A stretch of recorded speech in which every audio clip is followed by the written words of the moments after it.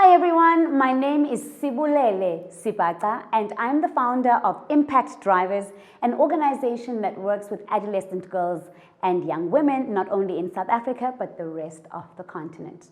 Well, today I want to tell you a little bit more about what it means, or rather, how to overcome adversity now. I know it's easier said than done. And often people say, embrace the problem, run towards it, that's when you grow. But the reality of the situation, it's not so easy. And because of that, I want to share with you how I did it, how I overcame adversity in my life, and give you practical steps on what to do when you're trying to get over something. And really, by the end of this video today, I'm hoping that you will not only be able to recognize the adversity in your life, because that's very important, and recognize the challenge or the problem that you are going through, but also get through it and get to the other side. So stick around, don't go anywhere, make sure you've got a pen, paper, record this thing, whatever you need to do so that you can take away some nuggets of how to navigate this complicated thing called life. So one of the things I learned very early on in my life is that adversity is inevitable. Life can be hard. It's a consequence of life. Even if you try and live your life in the best way possible, you will still feel a little bit of sadness, emotion, being overwhelmed, family and friends, people will pass away, you'll feel a particular way. You'll lose a job, you'll get into debt, your boyfriend will break up with you, but there's a lot of things that happen in our lives that we have to kind of work through. And a lot of the time, it's not things that we call upon our lives, it's life happening. But I want to kind of take this back to how I dealt with adversity in my life. And like I said, give you practical steps and tools of how I overcame adversity, and for you to see what can you take out of that. So, like I said, my name is Sibu and I'm from Cape Town. I was raised by my mom and dad, and we lived with my older brother, who was absolutely amazing. You know how older brothers can be absolutely amazingly annoying? Well, that was my older brother. No different to yours. But my brother and I were just two kids living with our mom and dad, and life was absolutely amazing. My parents, both of them, were educators. My dad even went up to being a director of schools curriculum in the Western Cape province. Life was good until I was very young when my mom fell ill, and I wasn't sure as to what was going on, but I just knew in my heart, because we know at a young age that when you go to a hospital or you go to a doctor, they make you feel better, right? Wrong, not in my case. So what happened was that my mom went into hospital, and not long after she was admitted to hospital, my mother passed away. I was still very young and unsure about what was going on. I did not know what had happened. One moment I had a mom, the next I didn't. And I didn't quite grasp the idea of not having a mother forever.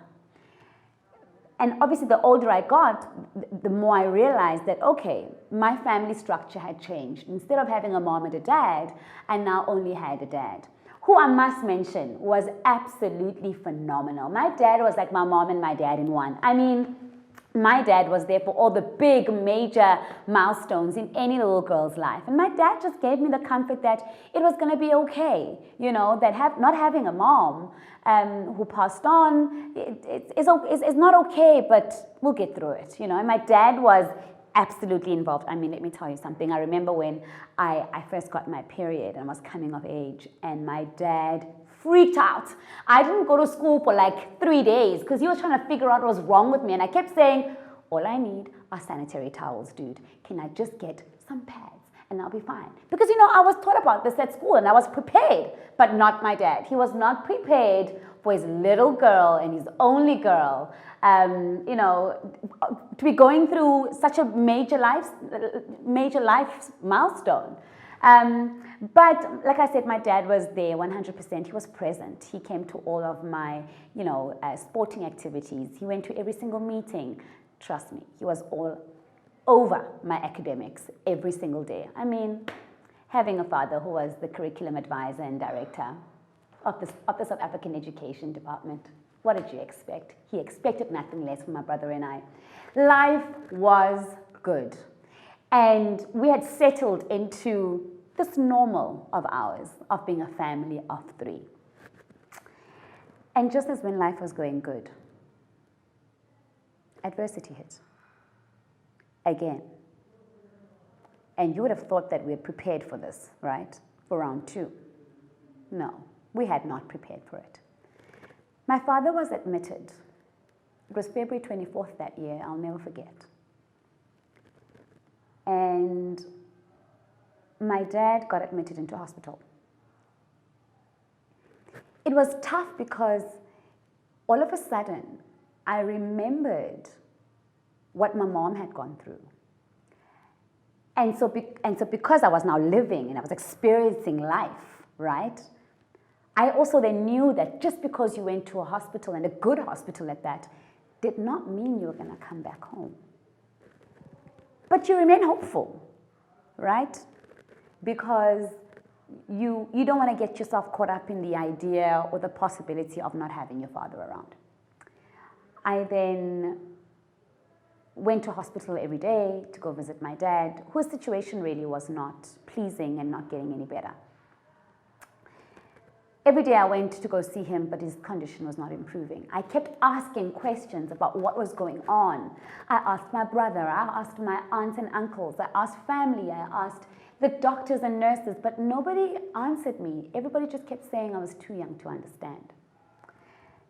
For me, whatever my father had at the time kind of hit me when I remember running into my dad's hospital bed, hospital room that one day, and my dad says so I'm having a conversation with my dad, I'm telling him of the academic achievement I just achieved and the fact that I've just been named as one of, the potential prefects for the following year.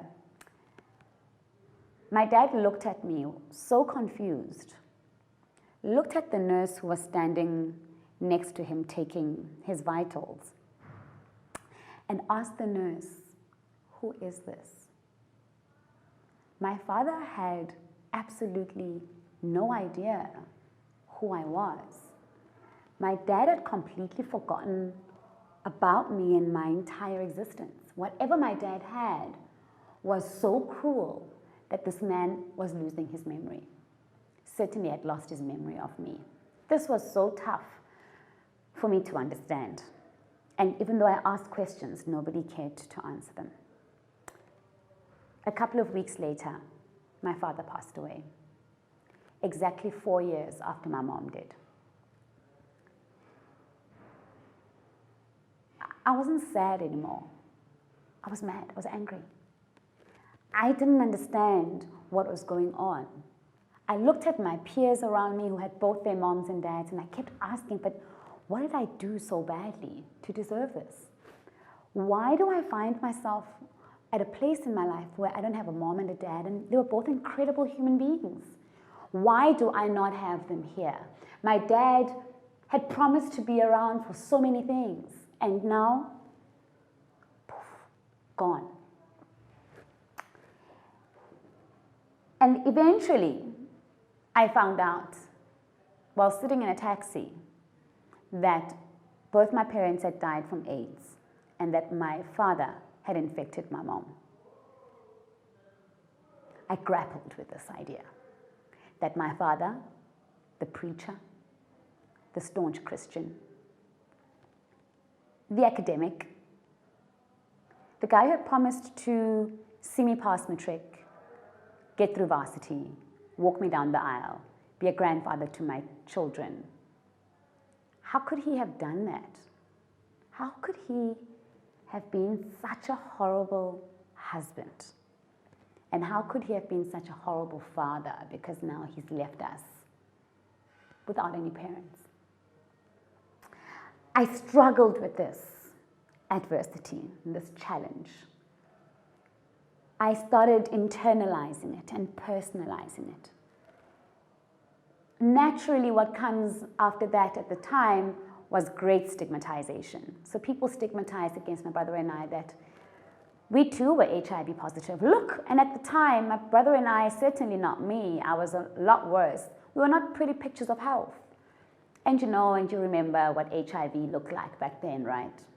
Thank goodness it's a different picture today. But HIV didn't look healthy. It was skinny. You just didn't look right. And I was very skinny growing up. I still am, but a few things have happened on my body here and there that are kind of okay. We can deal with, we can work with them. But I was skinny and I took that on. I took on the stigmatization. I took on and I owned it. I owned the possibility of having HIV. It was tough for me.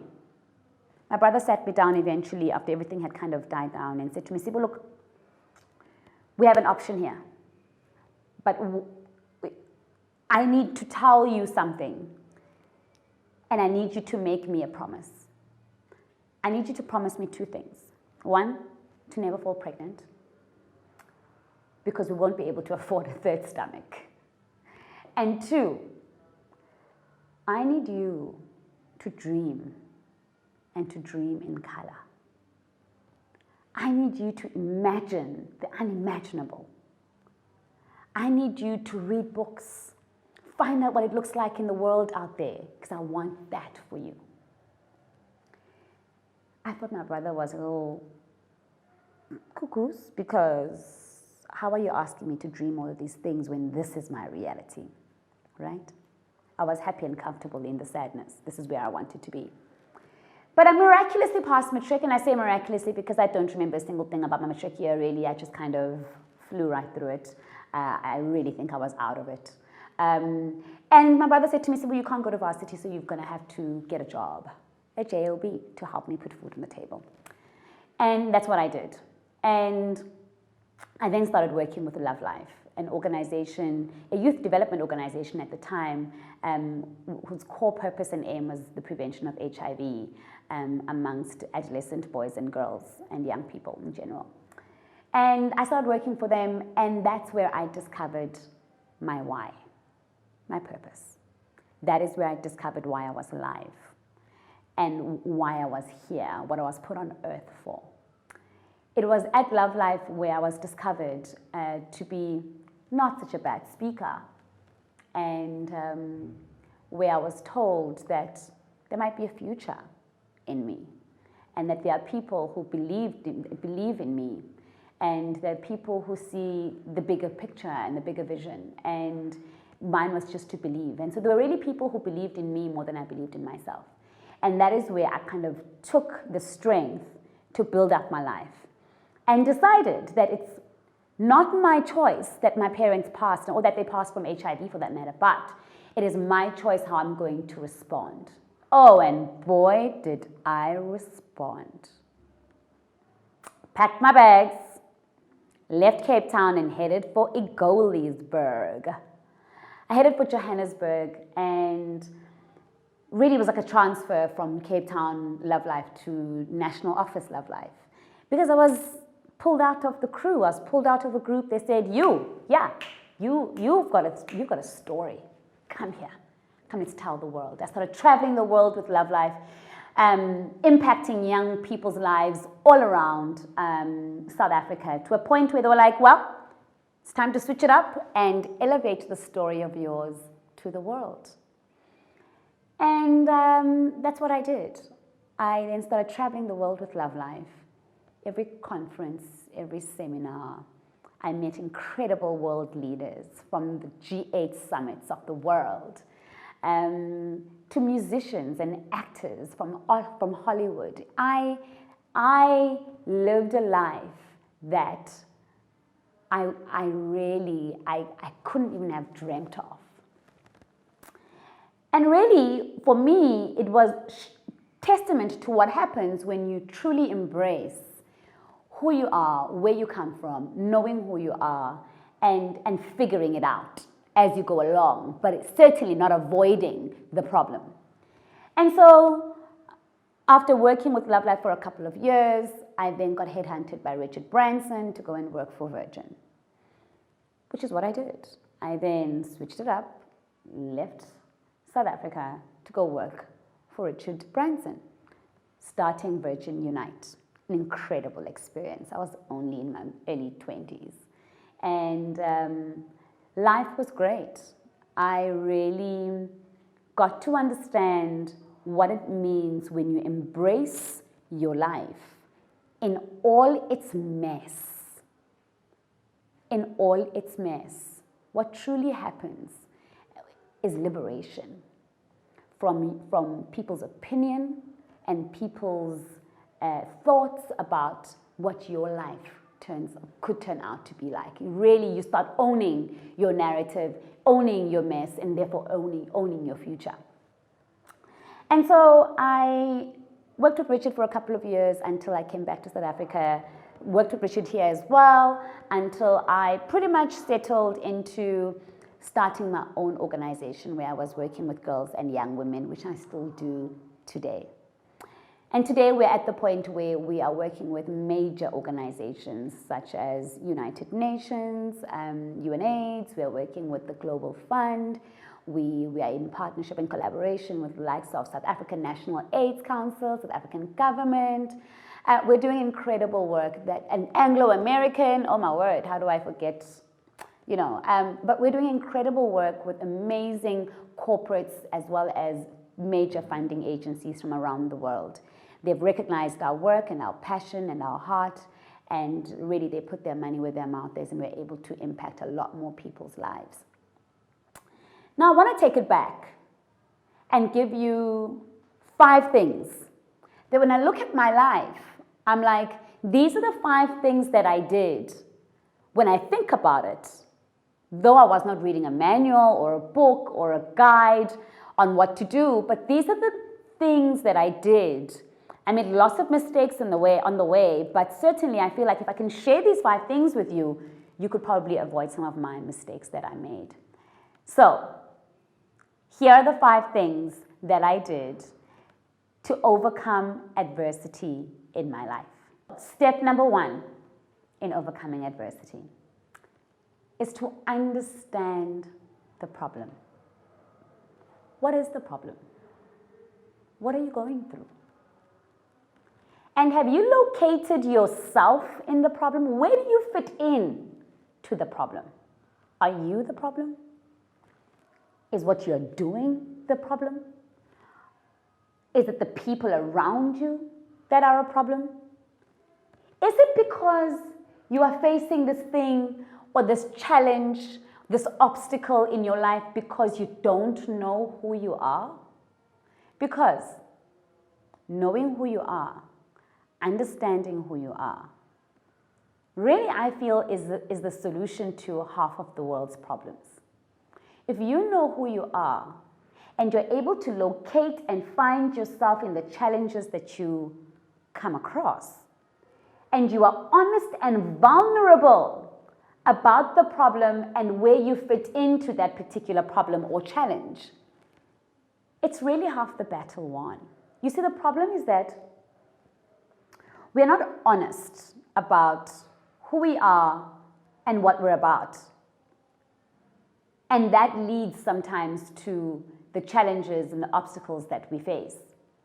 Now, I know that you're probably sitting there and you're wondering, well, Sibu, I know who I am. I know what I'm here for. But what does that really have to do with being in a problem or finding myself in a problem? You see, the thing is that if you know yourself, then you are hardly, and you know your core principles and values and what drives you, is that chances are you're not going to be moved by people's opinions or external views or even external things that happen to you. You may not be able to stop the things from happening, but when they do happen and they come to you and now you have to face them, because you are resolute and you know who you are, you probably also will know how to navigate yourself out of this problem. The truth of the matter is that if you know who you are and your purpose. It means you know the why. And when you know your why, you will also be able to navigate the how.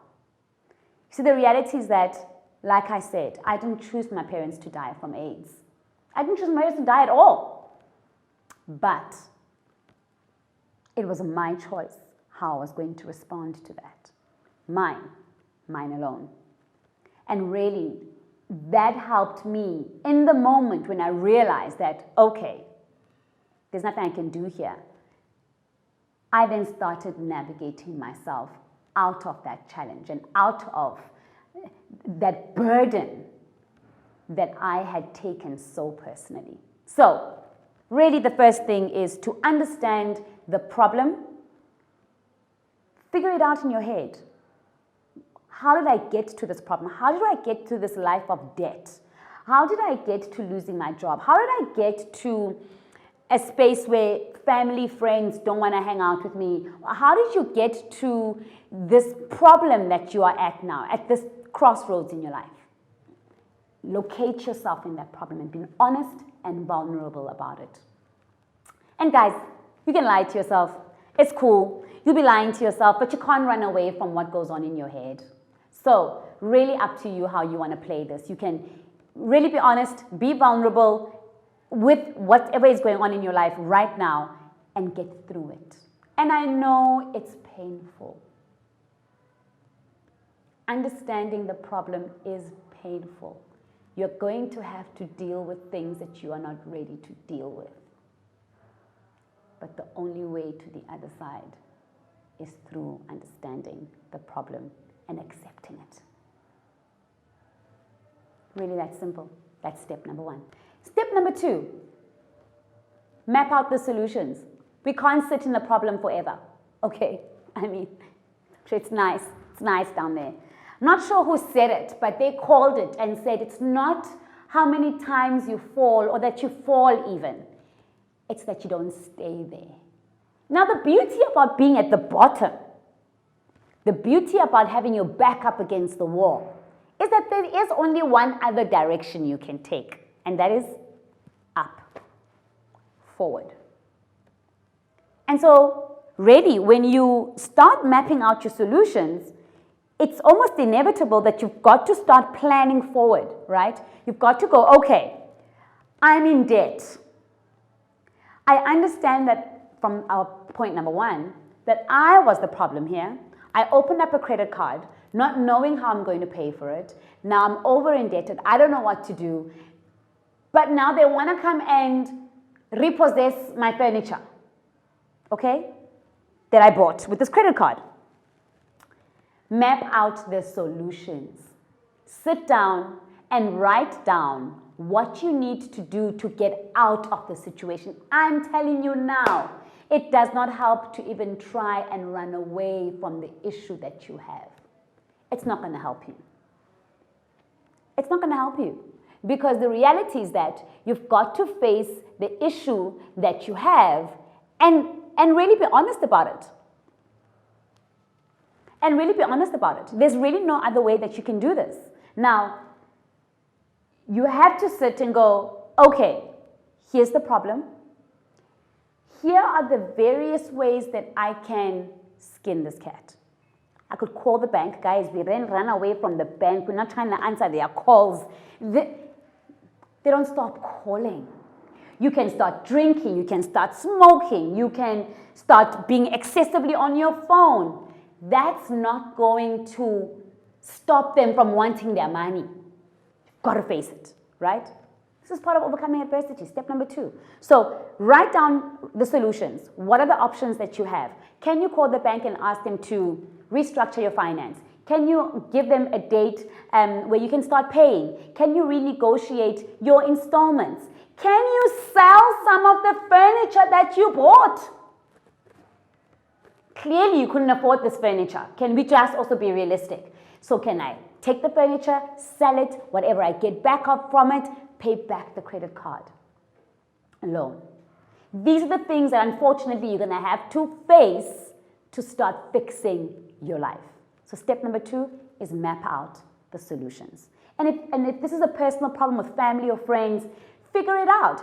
Write a letter, send an SMS, send a WhatsApp, send an email.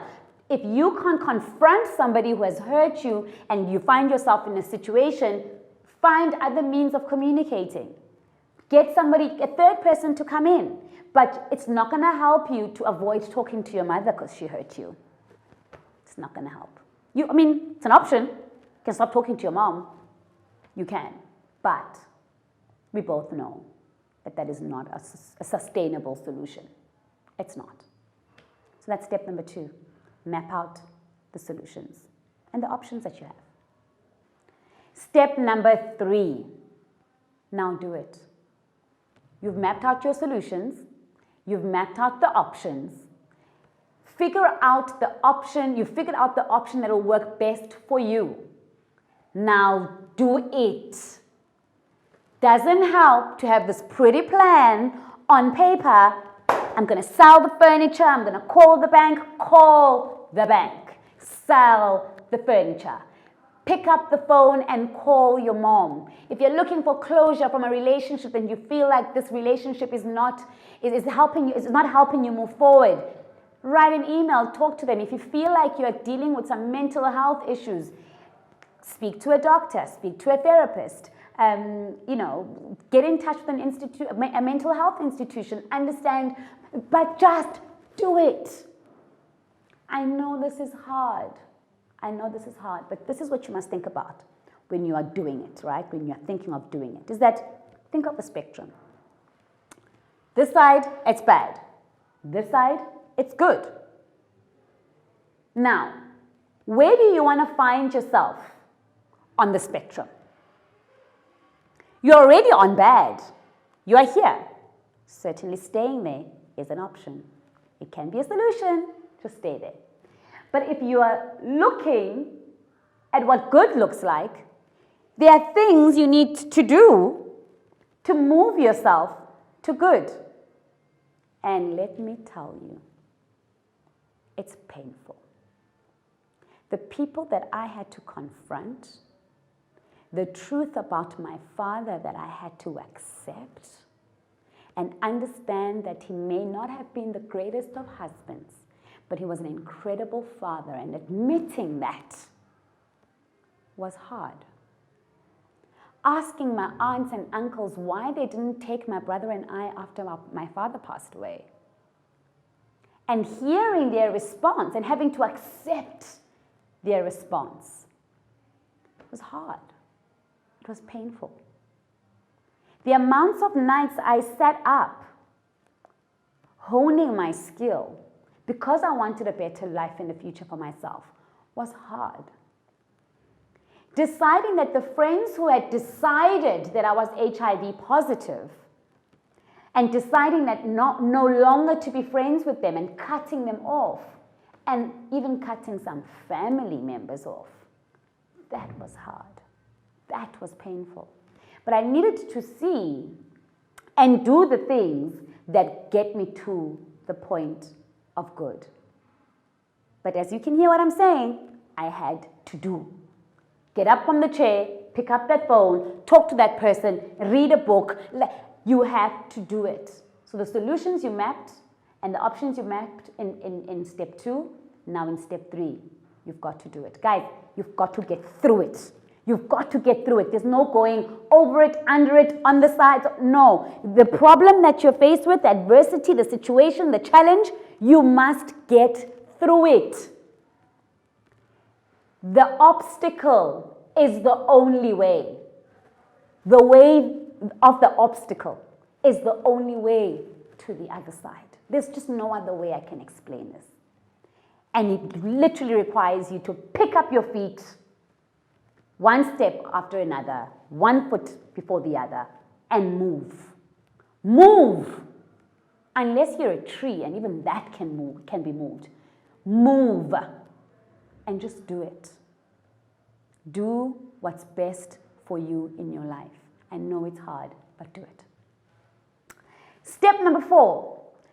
While going through the adversity, I know that it's potentially hard for you to think positively, right? But I want you to imagine A world where the problem, the challenge, the adversity, the obstacle that you have right now no longer exists. Yes, I know, crazy. But I started thinking about my life globetrotting, speaking on different stages. I started thinking about a world and a life where I was just living my best life and I was the best version of myself, making an impact, changing young people's lives. I started seeing it.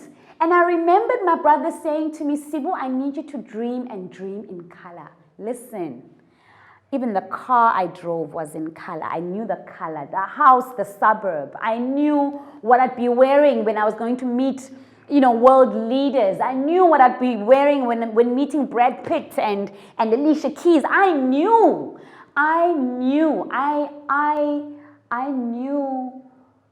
what I would look like. I had an idea of what I wanted it to feel like. I just knew. And that's because I planned for it. I saw it and I wanted to be a part of it. Now, this is where you want to take down a few things that I did in this phase to move myself from the point of feeling sorry for myself to the point of feeling really good and achieving the things that I wanted to achieve. So these are the things, it's like step number 4.1. Check this out. Step 4.1, invest in yourself.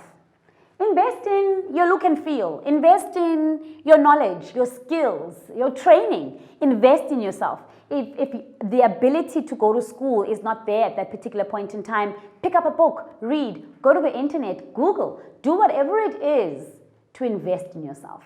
And that is the technical side, right? But invest in the look and feel of yourself as well. What it is you want people to perceive when looking at you. So, I invested a lot in my energy. People always tell me about, Sibu, your energy is amazing. I invest in my energy. I do things to make sure that people don't take away from my energy. I don't do things that take away from my energy. And this is a part of me investing in who I am and how I want to show up. Right? So while you're moving yourself from this point of not so good, to amazing, to great, invest in yourself so that whenever you show up as the best version and possible version of yourself. Step number 2. Hang around with positive people. Like, I say this all the time. I have no space, people know me. I've got no space for people who are not adding value to this. I cut you like you did not exist. Like I cut you. Me, I don't care. Family, friend. I'm at a point in my life now where I've worked hard on who I am so that I can give the best to other people. If you are not of the same caliber, I'm sorry. I invest in myself and I invest in the people that are around me. What I expect in return is a positive energy, positive vibes, and positive outcomes. That's point 4.2. 4.3, write stuff down. And I mean it. Write stuff down. It doesn't matter how silly it may be or sound, whether it's a moment or your dream or it's a conversation. Take out your phone. Write it down. Write it down. Write down the date. This has helped me articulate some of my deepest feelings. When I write down and I'm upset, I write down what I'm feeling, and it does get better. It does get better. You start learning how to defend yourself, how to articulate, because you are understanding more and more you write the kind of environment you want to find yourself in. Because then you start, this is ideation, right? This is the dreaming. This is the part where you're like, trying to figure out where you want to go, okay? And so writing down how you feel, where you are at, what relationships you have around you, how they make you feel, these are all the things that help. And you know what the beautiful thing about writing stuff down? That you're able to go back 10 years later and go, how far I've come. Is this me? Is this how I used to think? How my thoughts have switched up and elevated. Step Step 4.1 is be disciplined. Hi guys, this is your life, eh? This is your life. Like, I'm not going to tell you to wake up, show up. I'm not going to tell you to wake up, rather, dress up and show up. I'm not going to tell you that. You must just do it. If you don't want to do it, that's fine. Like, really, be disciplined. Be disciplined. Plan. Execute with intention. If you must be up at 6 a.m., don't go to bed at 4 o'clock in the morning. Be disciplined. Find yourself in an environment that also allows you to be disciplined. Don't be, going back to that point of negative, positive people, be disciplined and make sure that your environment leans into what you want to achieve. And also, 4.5, be prepared. Now, just because we have figured out that we are working towards the best case scenario does not mean adversity won't hit again. You know, the devil, you know, that just has a way of just creeping up, and his nails just have a way of just like, when you have just figured it out, you meet that guy, and that guy just dribbles you, huh? And you're just like, oh, not again. Be prepared for the worst. You know, be prepared to, life is like this, Mosne. Life is like this. It's not like this. You've got to get to a point where you're like, okay, because of all these things that I've done, the steps that I've taken, I am prepared for whatever comes. I know who I am. I know what my purpose is. I can combine all of these things to know how to deal with any external factor that comes in, adversity, challenge, problem, be it at work, at home, socially, in your relationships. You'll know how to handle it because now you are prepared. It does not mean because you figured it out once. I thought I had figured it out once with my mom, and I could get over the fact that she had passed. But boom, just as I was relaxing, life happens again, and that's life. So those are the little nuggets and little actionable items that you need to be conscious of. And at this point, I'd like to recommend 2 books. One, Who Moved My Cheese, as well as The 5 a.m. Club by Robin Sharma. These 2 books have really helped me change my perspective on things.